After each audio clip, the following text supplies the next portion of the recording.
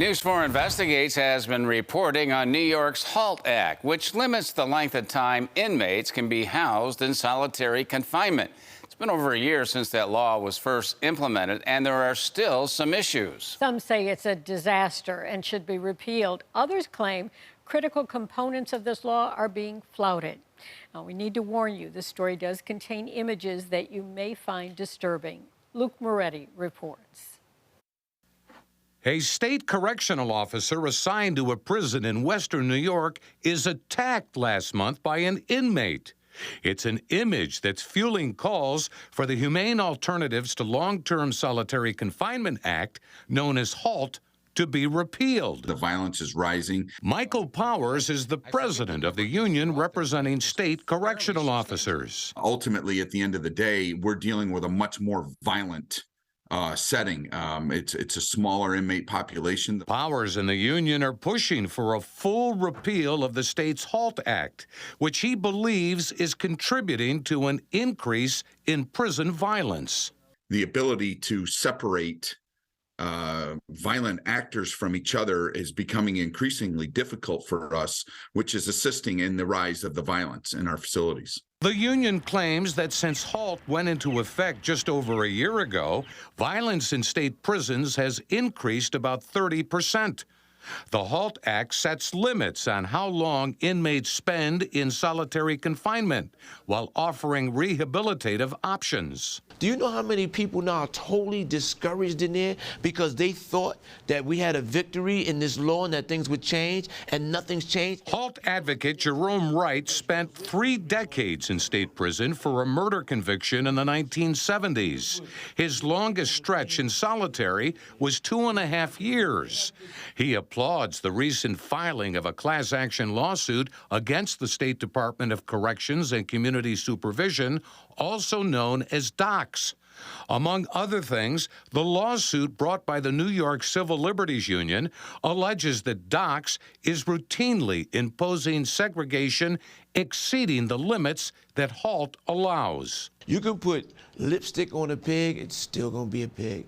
This is what they're doing. They have put these lipstick measures in place, but they're not addressing the issue. They're not addressing the due process that every individual is supposed to have when they receive a misbehavior report. DOCS declined to comment on the lawsuit, but the department has stated that it has made significant strides in reducing its use of segregated confinement, but was given 1 year to plan, train, and execute the law. We will try everything to reduce violence. My #1 concern right now. That's DOCS Acting Commissioner Anthony Annucci appearing at a joint legislative budget hearing in February.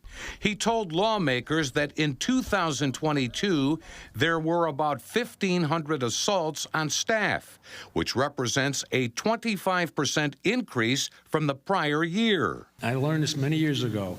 95% of the problems that are caused by the population are caused by 5% of the population. The union is still calling for a full repeal of HALT, correct?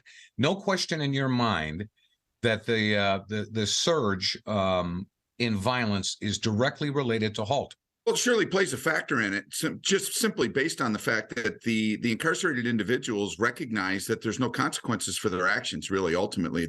But Jerome Wright, You are oppressing people who are already oppressed. You are not following the law. says 90% of incarcerated individuals are eventually released back to society. He's convinced that those that spend time in segregated or solitary confinement fail more often to readapt to life outside prison. You want to know why the violence is the way it is? You put somebody in, they don't go to solitary and come out better, they come out bitter. You come back to population angry. The HALT Act has been a disaster. State Senator George Borrello, a Republican, is among those who voted against the HALT Act.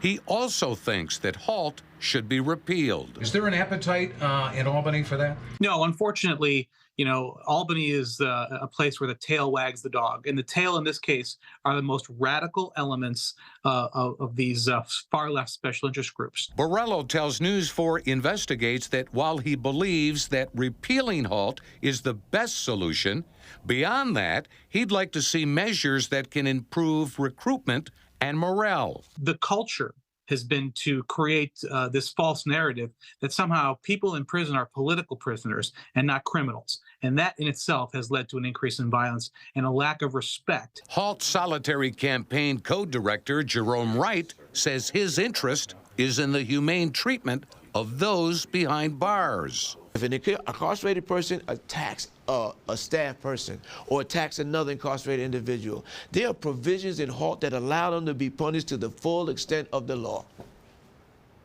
But they won't tell you that. They're telling you that HALT is a get-out-of-jail-free card. News 4 Investigates reached out to several state lawmakers who voted for the HALT Act.